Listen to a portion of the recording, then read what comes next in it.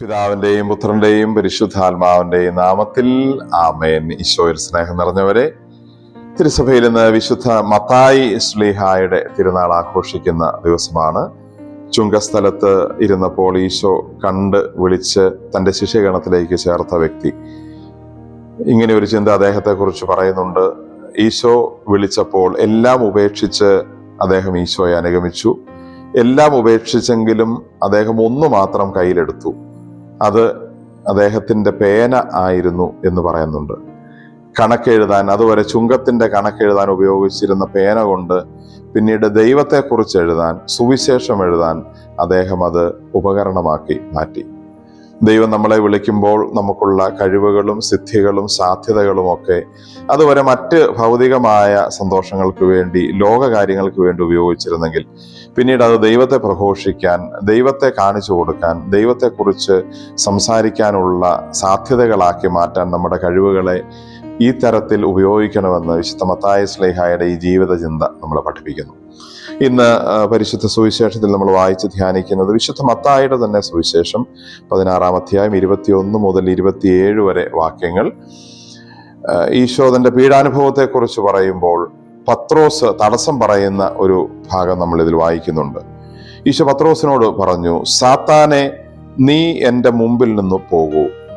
നീ എനിക്ക് പ്രതിബന്ധമാണ്, കാരണം നിന്റെ ചിന്ത ദൈവികമല്ല, മാനുഷികമാണ്. രണ്ട് കാര്യങ്ങൾ നമ്മളിവിടെ പ്രത്യേകമായി ശ്രദ്ധിക്കുന്നു. ഒന്ന്, ഈശോ പത്രോസിനോട് പറയുന്നു, നിന്റെ ചിന്ത ദൈവികമല്ല. ദൈവികമായത് ചിന്തിക്കലാണ് എല്ലാ നന്മകളുടെയും തുടക്കം. സഹനത്തെ ഒഴിവാക്കാനുള്ള ഉപദേശം കേൾക്കാൻ സുഖമുള്ളതാണെങ്കിലും അത് ദൈവിക പദ്ധതിക്ക് എതിരാണെന്ന് ഈശോയ്ക്ക് മനസ്സിലായി. അതുകൊണ്ടാണ് ഈശോ അവനെ വളരെ രൂക്ഷമായ ഭാഷയിൽ വിമർശിച്ച് അവനെ അതിൽ നിന്ന് പിന്തിരിപ്പിക്കുന്നത്. ജീവിതത്തിൽ ചില സഹനങ്ങൾ വരുന്നത് നമ്മൾ ശരിയായ ട്രാക്കിലാണെന്നതിൻ്റെ സൂചനയാണെന്ന് കൂടി ഇത് നമ്മളെ ഓർമ്മിപ്പിക്കുന്നു. രണ്ടാമതൊരു കാര്യം, മധുരതരമായ ചില സംസാരങ്ങൾ നമ്മുടെ മുമ്പിൽ വരുമ്പോൾ അത് സാത്താൻ പ്രവർത്തിക്കുന്നതാണെന്ന് തിരിച്ചറിയാനുള്ള ഒരു വിവേകം ഉണ്ടാവണം. ഈശോയുടെ മുമ്പിൽ കയറി നിന്ന് പത്രോസ് കേൾക്കുമ്പോൾ ഈശോയ്ക്ക് സുഖം തോന്നത്തക്ക രീതിയിൽ വളരെ നല്ല കാര്യമാണ് പറഞ്ഞത്. നിനക്കിത് സംഭവിക്കാതിരിക്കട്ടെ, ദൈവം കനിയട്ടെ, നിനക്കിത് സംഭവിക്കാതിരിക്കട്ടെ. പക്ഷെ അതിലെ കെണി ഈശോ തിരിച്ചറിഞ്ഞു. സാത്താനെ എൻ്റെ മുമ്പിൽ നിന്ന് പോകൂ എന്ന് പറഞ്ഞാണ് ഈശോ അതിനെ തിരുത്തുന്നത്. ദൈവികമായ ബോധ്യമുള്ളവർക്ക് ഇപ്രകാരം കെണികളെ തിരിച്ചറിയാനായിട്ട് സാധിക്കുകയുള്ളൂ. നമ്മുടെ മുമ്പിൽ വരുന്ന ചില സന്തോഷങ്ങളെ ഈശോ ഇതിനു മുമ്പും ഇപ്രകാരം തനിക്ക് നല്ലതെന്ന് തോന്നുന്ന രീതിയിൽ പറഞ്ഞ കാര്യങ്ങൾ ഒഴിവാക്കിയിട്ടുണ്ട്. ഈശോയുടെ 40 ദിവസത്തിന്റെ ഉപവാസം കഴിഞ്ഞപ്പോൾ സാത്താൻ തന്നെ മുമ്പിൽ വന്നതെന്ന് വളരെ നല്ല കാര്യമാണ് പറഞ്ഞത്. നിനക്ക് വിശക്കുന്നല്ലോ, അപ്പം ഉണ്ടാക്കാൻ പറ. അല്ല, നീ മുകളിൽ നിന്ന് താഴേക്ക് ചാട്, നിനക്ക് പ്രശസ്തി കിട്ടും. അല്ല, നീ എല്ലാം ഒന്ന് ആരാധിച്ചാൽ ഇതെല്ലാം നിനക്ക് കിട്ടും. അപ്രകാരം ഈശോയ്ക്ക് ലാഭവും നന്മയും എന്ന് തോന്നിയ കാര്യങ്ങളെയൊക്കെ ഈശോ സാത്താന്റെ പ്രവർത്തനങ്ങളായി കണ്ട് തിരിച്ചറിഞ്ഞ് ആ കാര്യങ്ങളെ ഒഴിവാക്കിയ മനസ്സാണ് ഈശോയുടേത്. അതേ മനസ്സ് തന്നെയാണ് ഈശോ ഇവിടെയും പത്രോസിനെ സാത്താനെ എന്ന് വിളിച്ച് അവനെ തിരുത്തുമ്പോൾ നമ്മൾ കാണുന്നത്.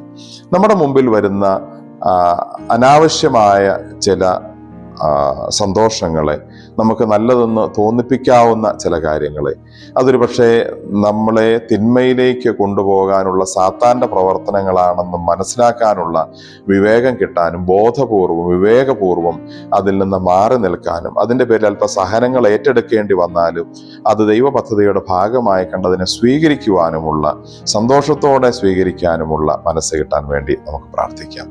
ഇന്ന് ശനിയാഴ്ച ദിവസം പരിശുദ്ധ അമ്മയുടെ മാധ്യസ്ഥവും നമുക്ക് പ്രത്യേകമായി പ്രാർത്ഥിക്കാം. കർത്താവായ ഈശോയെ, ഞങ്ങൾ അങ്ങേ ആരാധിക്കുന്നു, സ്തുതിക്കുന്നു, നന്ദി പറയുന്നു. ഞങ്ങളുടെ ജീവിതത്തിൽ വരുന്ന അനാവശ്യ സന്തോഷങ്ങളെ, ഞങ്ങൾക്ക് അർഹതയില്ലാത്ത സന്തോഷങ്ങളെ, ഞങ്ങളുടെ ആത്മവിശുദ്ധിക്ക് ചേരാത്ത സന്തോഷങ്ങളെ മാറ്റി നിർത്താനും അതിലൊക്കെ തിന്മയുടെ സാത്താന്റെ കെണികളുണ്ടെന്ന് തിരിച്ചറിയുവാനുള്ള ബോധ്യവും വിവേകവും ഞങ്ങൾക്ക് നൽകണം. നമ്മുടെ കർത്താവ് ഈശോ മിശിഹായുടെ കൃപയും പിതാവായ ദൈവത്തിന്റെ സ്നേഹവും പരിശുദ്ധാത്മാവിന്റെ സഹവാസവും പരിശുദ്ധ അമ്മയുടെ മാധ്യസ്ഥവും നാം എല്ലാവരിലും നമ്മുടെ ഭവനങ്ങളിലും ഉണ്ടായിരിക്കട്ടെ, ഇപ്പോഴും എപ്പോഴും എന്നേക്കും. ആമേൻ. ഈശോ മിശിഹായ്ക്ക് സ്തുതിയായിരിക്കട്ടെ.